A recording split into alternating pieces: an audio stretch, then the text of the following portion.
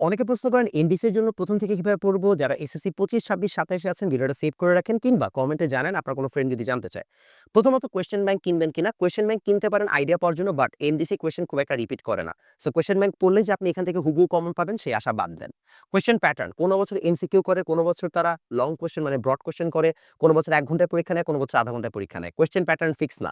So আপনি question pattern নিয়ে মাথা ঘামালে কোনো লাভ নাই।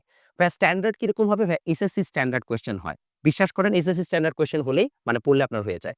তাহলে ভাই আসলে এনডিসি তে চান্স পাওয়ার জন্য কি করতে হয়? বাবা এসএসসির পড়াশোনাটা ঠিকমতো পড়তে হয়। That's it, trust me.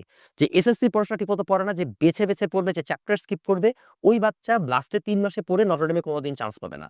যে পড়ার ভালোমতো এসএসসি কে ফোকাস রেখে পড়ো, এট বেস্ট ফিজিক্সের কিছু অ্যাডভান্স প্রবলেম তুমি সলভ করতে পারো, দ্যাটস ইট। এর বাইরে কিছু করা লাগবে না।